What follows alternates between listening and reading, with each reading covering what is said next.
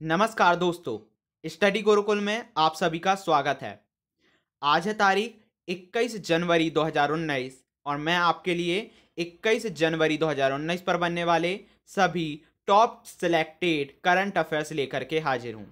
अगर आपको आज की वीडियो की पीडीएफ चाहिए तो डिस्क्रिप्शन पर उसकी मैं लिंक दे दूंगा, वहां से जाकर के आप पीडीएफ डाउनलोड कर सकते हैं। और अगर आप प्रतिदिन की करंट अफेयर्स की अपडेट पाना चाहते हैं तो हमारे चैनल को जरूर सब्सक्राइब कर लीजिएगा। इसके साथ साथ में बेल आइकन को भी प्रेस कर लीजिएगा ताकि आने वाली सभी वीडियोस की नोटिफिकेशन आपको निरंतर रूप से मिलती रहे। चलिए देख लेते हैं आज की क्विज का प्रश्न। आज की क्विज का प्रश्न है, केंद्र सरकार द्वारा कुंभ मेले के दौरान मौसम की जानकारी के लिए किस नाम से विशेष मोबाइल ऐप सेवा जारी की गई है? इसका ऑप्शन ए है कुंभ मेला मौसम सेवा, ऑप्शन बी है प्रयागराज मौसम सेवा, ऑप्शन सी है कुंभ मौसम पूर्वानुमान सेवा और ऑप्शन डी है उपरोक्त में से कोई नहीं। आपको इस प्रश्न का आंसर कमेंट बॉक्स में देना है। इस प्रश्न का आंसर मैं आपको कल के करंट अफेयर्स की वीडियो में बताऊंगा।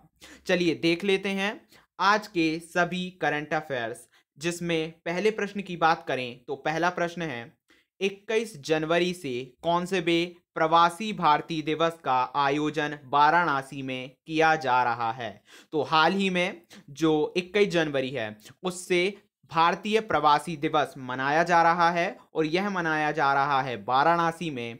अब प्रश्न यह पूछा गया है कि कब यह मतलब कौन सा मनाया जा रहा है? तो यह 15वां प्रवासी भारतीय दिवस मनाया जा रहा है। मतलब इस प्रश्न का जो राइट आंसर है वो है ऑप्शन ए।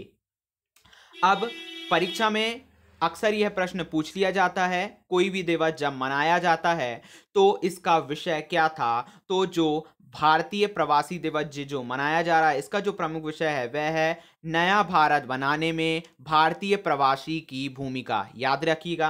अब यहां पर बात आ रही है वाराणसी की, तो वाराणसी कहां है? उत्तर प्रदेश में। तो उत्तर प्रदेश के बारे में प्रमुख जानकारी ले लेते हैं हम कि उत्तर प्रदेश की वर्तमान में राजधानी है लखनऊ।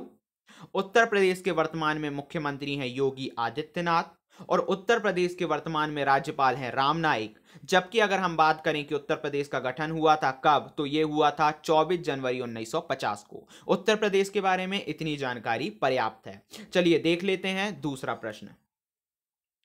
यहां मैं आपको बता दूं कि आप यह जो वीडियो है वो कंप्लीट देखिएगा शुरू से लेकर लास्ट तक, क्योंकि अगर आपकी परीक्षा में प्रश्न बन जाते हैं करंट अफेयर्स के तो निश्चित रूप से अगर आप हमारी प्रतिदिन की करंट अफेयर्स देखते हैं तो आपको प्रत्येक प्रश्न बन जाएगा। चलिए देख लेते हैं, खेलो इंडिया यूथ गेम सबसे अधिक पदक जीतने वाला कौन सा राज्य है? तो हाल ही में खेलो इंडिया यूथ गेम आयोजित किया गया था जिसमें सबसे अधिक जो पदक है वो किसने जीता है? महाराष्ट्र राज्य ने जीता है। मतलब इस प्रश्न का जो राइट आंसर है वो क्या है? Option C. अब यहां पर बात आ रही है महाराष्ट्र की, तो महाराष्ट्र के बारे में प्रमुख जानकारी कि महाराष्ट्र की राजधानी है वर्तमान में मुंबई। महाराष्ट्र के मुख्यमंत्री हैं देवेंद्र फडणवीस। राज्यपाल के जो अगर बात करें महाराष्ट्र के तो वो हैं सी विद्यासागर राव। और अगर हम बात करें गठन की तो 1 मई 1960 में महाराष्ट्र का गठन हुआ था। चलिए देख लेते हैं तीसरा प्रश्न। भारत के किस राज्य में सस्टेनेबल कैचमेंट फॉरेस्ट मैनेजमेंट परियोजना शुरू की गई है? तो हाल ही में जो त्रिपुरा राज्य है वहां पर सस्टेनेबल कैचमेंट फॉरेस्ट मैनेजमेंट परियोजना शुरू की गई है। इसका मतलब इस प्रश्न का राइट आंसर है ऑप्शन ए त्रिपुरा। अब यहां पर त्रिपुरा की बात आ रही है तो त्रिपुरा के बारे में प्रमुख जानकारी, त्रिपुरा की राजधानी है अगरतला। त्रिपुरा के मुख्यमंत्री हैं विप्लव कुमार देव। त्रिपुरा के वर्तमान में राज्यपाल हैं कप्तान सिंह। और अगर हम बात करें त्रिपुरा के गठन की तो यह हुआ था 21 जनवरी 1972। मतलब आज के दिन जो त्रिपुरा है उसका क्या हुआ था? गठन हुआ था। चलिए देख लेते हैं नेक्स्ट प्रश्न। हाल ही में किस देश की स्पेस एजेंसी जाक्सा ने एक सैटेलाइट लॉन्च किया है? तो हाल ही में जो जापान है उसकी जो स्पेस एजेंसी है जिसका नाम क्या है? जाक्सा, उसने एक सैटेलाइट लॉन्च किया है। इसका मतलब इस प्रश्न का जो राइट आंसर है वो क्या है? Option C Japan. अब यहां पर बात आ रही है जाक्सा की, तो इसके बारे में प्रमुख जानकारी प्राप्त कर ले हम। स्पेस एजेंसी ये जो है इसकी स्थापना हुई थी 2003 में, जबकि अगर इसके मुख्यालय की बात करें तो इसका मुख्यालय है जापान की राजधानी टोक्यो में। जापान की भी जो राजधानी है वो क्या है, टोक्यो। और अगर हम बात करें प्रधानमंत्री की तो यह है शिंजो आबे, जापान के। चलिए पांचवा प्रश्न देख लेते हैं। किस देश के वैज्ञानिकों ने चंद्रमा पर कपास का बीज अंकुरित करने में सफलता हासिल की है? पिछली वीडियोस में हमने ये देखा था कि यह कौन सा या किस फसल का, है ना, या किस पौधे का ये बीज है जो अंकुरित किया गया है धरती के अलावा किसी अलग स्थान पर, तो ये था कपास। अब किसके द्वारा किया गया है, तो ये किया गया है चीन के द्वारा। मतलब इसका जो राइट आंसर है वो क्या है, ऑप्शन ए चीन। अब चीन के बारे में प्रमुख जानकारी, चीन की जो राजधानी है वो है बीजिंग। राष्ट्रपति की बात करें तो सी जिनपिंग। और अगर मुद्रा की बात करें तो युवान रेनमिनबी, जो जापान क्या कहते हैं चीन, उसकी क्या है, मुद्रा है।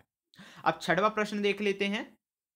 किस बल्लेबाज ने फर्स्ट क्लास क्रिकेट में 40 वर्ष की उम्र में एक से अधिक दोहरा शतक जड़ने वाले पहले एशियाई खिलाड़ी बन गए हैं? तो हाल ही में जो वसीम जाफर है वह 40 वर्ष की उम्र में एक से अधिक दोहरा शतक जड़ने वाले पहले एशियाई खिलाड़ी बन गए हैं। मतलब ये जो छठवां प्रश्न है इसका राइट आंसर क्या है, ऑप्शन ए वसीम जाफर। अब देखिए प्रमुख जानकारी ये कि जो रणजी ट्रॉफी है उसके इतिहास में सर्वाधिक रन बनाने वाले जाफर ने, मतलब वसीम जाफर ने, यह उपलब्धि उत्तराखंड के खिलाफ 206 रन बनाकर हासिल की है। मतलब देखिए कभी कभी इस टाइप का भी प्रश्न बन जाता है कि किस टीम के खिलाफ, तो उत्तराखंड के खिलाफ यह किया है उन्होंने। अब सातवां प्रश्न देख लेते हैं। एचडीएफसी स्टैंडर्ड लाइफ इंश्योरेंस का नाम बदलकर क्या कर दिया गया है? तो हाल ही में एचडीएफसी स्टैंडर्ड लाइफ इंश्योरेंस का जो नाम है वो बदलकर क्या कर दिया गया है, HDFC life insurance company limited कर दिया गया है। मतलब इस प्रश्न का जो राइट आंसर है वो क्या है, option A HDFC life insurance company limited. अब देखिए हम देख लें कि यह जो लिमिटेड है इसका मुख्यालय कहां है, तो इसका मुख्यालय है मुंबई में। अगर हम इसके सीईओ मुख्य कार्यकारी अधिकारी की बात करें तो वो हैं विभा पाडलकर। और अगर हम बात करें यहां पर एचडीएफसी बैंक की, यहां पर एचडीएफसी बैंक की बात हो रही है, ध्यान रखिएगा इसका मुख्यालय है मुंबई में और इसके एमडी हैं वर्तमान में कौन, आदित्य पुरी। चलिए देख लेते हैं आठवां प्रश्न। किस देश के प्रधानमंत्री एक सप्ताह की भारत यात्रा पर नई दिल्ली पहुंचे हैं? तो हाल ही में मॉरिशस देश के जो प्रधानमंत्री हैं वो एक सप्ताह के लिए कहां पहुंचे हैं, नई दिल्ली पहुंचे हैं। एक बात और कि ये जो है वो जो प्रवासी भारतीय दिवस है उसके आयोजन में भी यह भाग लेंगे। मतलब इस प्रश्न का राइट आंसर है ऑप्शन बी मॉरिशस। अब देखिए मॉरिशस के बारे में प्रमुख जानकारी, इसकी राजधानी है पोर्ट लुई। जबकि अगर प्रधानमंत्री की बात करें तो प्रविंद जगनॉथ इसके क्या हैं, प्रधानमंत्री हैं। नेक्स्ट देख लेते हैं। इसरो किस वर्ष में 2 मानव रहित अंतरिक्ष मिशन शुरू करेगा? ठीक है, मानव रहित अंतरिक्ष मिशन इसरो शुरू करेगा। किस किस वर्ष शुरू करेगा? तो यह करेगा 2020 और 2021 में। मतलब इसका जो राइट आंसर है वो है ऑप्शन सी। अब देखिए इसरो आया है तो इसरो के बारे में प्रमुख जानकारी, इसरो की जो स्थापना हुई थी वो हुई थी 15 अगस्त 1969। जबकि अगर इसके मुख्यालय की बात करें तो बेंगलुरु में इसका मुख्यालय है और इसके अध्यक्ष हैं कौन, डॉक्टर के सिवान वर्तमान में। चलिए देख लेते हैं आज की वीडियो का लास्ट प्रश्न। दुनिया के सबसे बुजुर्ग व्यक्ति मसाजो नोनाका, मतलब देखिए हाल ही में या वर्तमान तक जो है वो दुनिया के सबसे बुजुर्ग व्यक्ति कौन थे, मसाजो नोनाका। उनका क्या हो गया है, निधन हो गया है। तो हमें बताना है वह किस राज्य से हैं, तो वह हैं जापान, सॉरी किस देश से हैं, तो वह हैं जापान से।